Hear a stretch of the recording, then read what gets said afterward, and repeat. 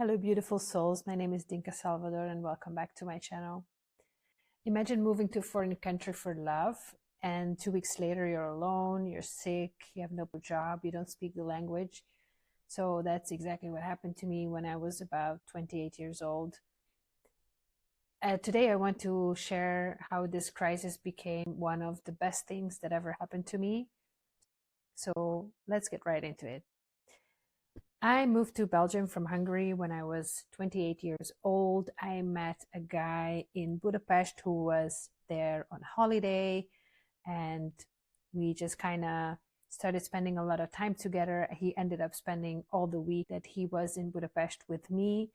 And then I went to visit him in Belgium a couple of months later, and then he came back to Budapest. And we kind of thought like, okay, if we want to be together, we should be at least in the same place. And somehow it never really came up that he should move to Hungary. So I found myself on a plane with all of my belongings in one suitcase on my way to Belgium. Of course, it didn't really work out. After 2 weeks, we broke up pretty much on the first day. We ended up fighting. I don't know if it was just a novelty of it or kind of reality struck. The kind of holiday feeling was gone. But I even got sick because just my body was completely breaking down. I was in such a bad place emotionally that my body was just not coping with it. And I felt completely isolated. I didn't know anyone else other than him. And I didn't speak the language. I had no job. I had no place to stay. And it was just very overwhelming. I felt like my life was falling apart and I didn't know what to do. I felt just paralyzed. I knew that I had to find a solution for the situation, but I was constantly doubting myself. Can I really do this? What should I do? I was constantly asking for advice from all of my friends. I was calling everyone at home, and pretty much everyone would say to me like, yeah, Dinka, just buy a ticket and come back home. But then there was something like my stubbornness that kind of wanted to make it work anyway. But I was scared shitless. I mean, I'm going to be really honest with you. It was really scary. So I remember I called my mom crying, and I'm her only daughter. I'm her only child. And she was pretty much the only one who told me like, listen, you are there already. Just try to find a job and, try to look for a solution. Just don't give up. You got this. Just at least try and make it work. So that's exactly what I did. Basically, I decided to look for another place to stay. So I found some people via couchsurfing who also kind of became friends. It was like a really cool group of people who were like living in the same street, all young people, like totally multicultural and just very open-minded. And they kind of took me in like a stray dog. And little by little, I started to learn Dutch. I found a job and things started to happen. But I feel like I needed to take a leap of faith. Although I have found people along the way who helped me, I really needed to get out there and just kind of put my ego aside and just tell people like, listen, I'm in a pickle here. I need help. I don't have a place to stay. I don't have any money to offer you. So I was just like kind of honest about it. And I was very surprised and very grateful how people just took me in and really helped me, because if it wasn't for them, maybe I would not be here right now. And I honestly can say that I really love my life the way it turned out to be here in Belgium after all these years. Basically, once I started learning the language and I found a job and things started to fall into place little by little. At the place where I was working, one of my coworkers offered to rent one of her rooms to me. So I had like my own place, sort of, which was at that time, it was a huge step for me. And so because of her, she used to play snooker. So I would go along with her when she was practicing or when she was playing like in a competition. So I also started to have some sort of a social life.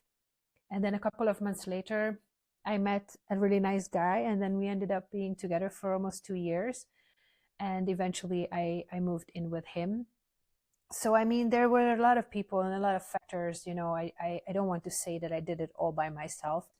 I don't think anybody can make it all by themselves. I think we are social beings, and it's just in our genes that we just kind of want to help each other and we rely on each other.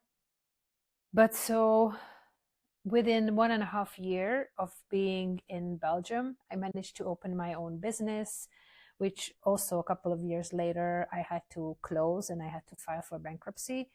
But I'm just sharing my journey because I think that it's very important that people know that no, it wasn't a walk in the park, it wasn't easy, but I learned so much and I encountered so many nice people along the way. And it's just really, it makes me proud to look back and to be able to say that I built this life in a new country and I started from scratch. I know it's a huge difference. There are so many people who end up living in another country out of need because they need to leave their own country for whatever reason, political, financial. So I came here by choice, but it still didn't turn out to be the way that I expected. I think it never really does. But now looking back after so many years, I'm just so proud of myself, how I made the best out of it and I had the courage to push forward and I didn't chicken out. I didn't just go back to the cozy, safe, known environment. And my journey is far from finished, right? I mean, I'm still building things. I still have dreams and goals and things that I want to achieve. But I can honestly say that I'm living the life now that I used to dream of. And that is such a cool thing to say. I'm so grateful for everything that I have achieved here. And I think that it's important that we embrace the unknown because our brain works in a way that it wants to predict and protect. So the brain doesn't like uncertainty or unknown. This is why change is so hard, because it's like, no, no, no, no, stay in the cozy little comfort zone. Like, we're not going to do things differently. This is our inner dialogue, or this is how the mind thinks, because it's scary, right? We don't know what's going to happen. But on the other hand, not knowing what's going to happen means endless possibility, or at least to me it does. And isn't that a nicer way to look at things? Instead of playing all the worst case scenarios, there are also multiple amazing scenarios that can happen. And I am pretty sure that if you focus your attention more to the good stuff, then you will attract more of that. And the other thing is taking consistent, imperfect action. That's also a part of it, because I know that manifestation and all this kind of stuff is like a big thing. It's like the buzzword manifestation. But just like sitting at home and imagining how your dream life is going to be and journaling about it and listening to affirmations is not going to get you there. I do believe that it's important that you hold that frequency and you think about it, you become it, but then you also have to take action. You have to act upon it. It's not just like, oh, okay, I put in an order from the universe and now it's time for it to be delivered. So I'm just going to have to sit here and wait. No, that's not how it works. And I would stress the imperfect part of this, because, for example, what I'm doing right now with YouTube, I'm pretty sure in a couple of years, I will look back to these first videos that I uploaded and I will be like, oh, little cute little baby YouTuber, I had no idea what she was doing, but she was doing it, right?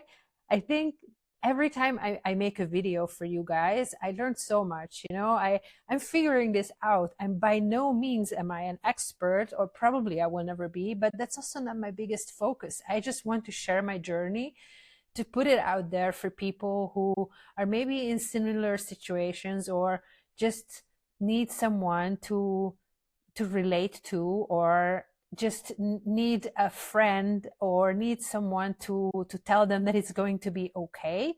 And this is why I'm sharing this. And all the tech and like the how is not so important. It's not important enough for me to spend hours and hours and weeks and I don't know, months trying to figure out how exactly I can make the best possible quality video instead of just starting doing it and already providing value for whoever gets value out of it, hopefully a lot of people.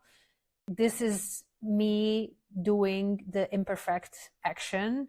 And this is what I want to encourage everyone to do. Just kind of put yourself out there and live and learn, Nobody who became good at something was good at it on day one. And I think that's just an overarching theme for life. I feel like below 40, you're just kind of doing research. And what research did I do? I mean, I surely did a lot. But yeah, I feel like I also grew so much of the silly things that I did. Like, for example, moving to another country without a clear plan or any kind of safety net. It certainly taught me a lot of things. And now I also have this kind of confidence in myself, because if I could manage this, if I could build a life from scratch, there are very few things that can come my way for me to say like, oh my God, I'm horrified of this, because it just kind of puts things in perspective. Like, oh, been there, done that. what could possibly happen, Maybe this is like a very specific example, but I'm sure that you can think of something that you have done in your life, something big that you have overcome, and just draw inspiration and draw power from that big thing that you overcame and apply it to your everyday life when you're struggling with whatever you're struggling with. Because I do believe that all of us human beings are much stronger than we think we are. And choosing growth over comfort is basically the reason why we are here.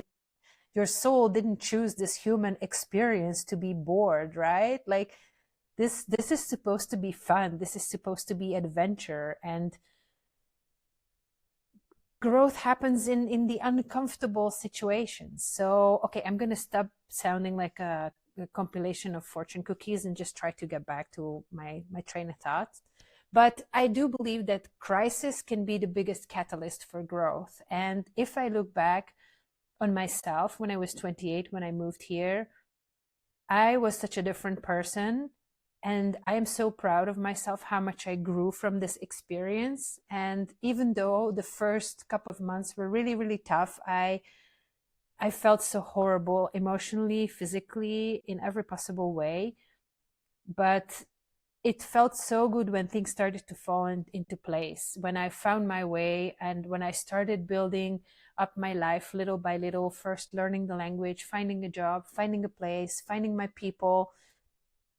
And it makes me feel so proud of myself. This wasn't handed to me, I mean, there were people helping me, but nobody would come knock on my door and ask me, hey, Dinka, do you need something? I had to go out there and ask for the help. And it's humbling, it's not a comfortable feeling when you're really in need and you know that you cannot do this by yourself. It's very humbling to have to rely on other people. But you know what? It also made me, now that I'm in the situation that I can help other people, it made me look at things in a very different view. I offer my help willingly, and I know that, I think of myself when I was in that situation and I needed help, how much I appreciated it, how much it meant to me, all those people who took me in or who helped me along the way. So I want to give back because it also just feels really good now that I'm in a situation that I can be that person for someone else who's in the same shoes where I used to be a couple of years ago. It's okay not to know the next step. This is something I think a lot of people struggle with because we like to plan things out. We like to be organized. We like lists, and like I do too, by the way. But I find that the more plans you make, the more you get in the way of the universe surprising you. I think it's good to have a general direction where you want to go. And you kind of want to know the next couple of steps that you want to take in that direction. But you don't have to know every single thing until you get to your goal. Also, because as I said, then you don't leave room for the universe to kind of over deliver, because this is what I also experience in my own life.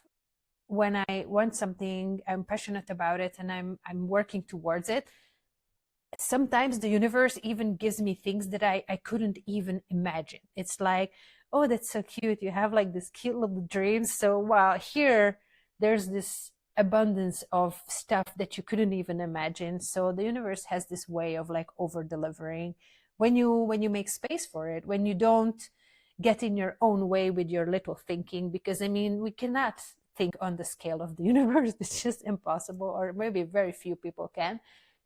But so what I'm saying is that it's okay not to know every single detail about how your plan is going to unfold, because that's where the magic happens. And this is how I also know when I'm on the right path, that I just kind of feel like opportunities are popping up left and right like mushrooms. That's where I know that I'm going to the right direction, because the universe is presenting me with everything I need to get there. But anyway, I think that in order to be in the flow, or in order to have that kind of ease of life, you have to trust the journey. And of course, I mean, I understand that there are so many situations where you just don't see the light at the end of the tunnel. And trust me, I have been there myself, as I was just sharing my experience moving to a different country and being completely alone. But somehow, if you have a little bit of faith in yourself and you just kind of keep on going, things will work out at the end. I truly believe that we create our own reality, and I choose to think positive thoughts. And even in your darkest hour, I think that, yeah, sure, sometimes we find ourselves in that kind of moping, self-pity feeling, and that's fine too. You don't have to be happy all the time. I believe that each emotion has its role, and you have to feel it when it comes. It's okay to feel upset or angry or fearful or whatever you're feeling. It's okay. I think it's also important not to stay in that emotion for too long, but just let it do its thing, let it run its course, and just move along. And then you don't have to figure out everything for the coming 10 years. I think it's important that you just have a plan for maybe tomorrow. What is it that I can do today or tomorrow in order to make my situation better? And then just enjoy the journey also, because even when I was in the hardest situation, I always managed to find like little things that I would get at least a little bit of happiness out of, because you have to. You cannot be in this moping mindset all the time. It just poisons your soul. And I think that life is all about the little things, the little joys. And it's much easier to find those than to wait and wait and wait for the big thing that will make you happy, when you have access to so many little things that can make you happy right now, today. So if you like this video, please subscribe to my channel. Thank you so much for taking the time to watch my video, and I will see you on the next one.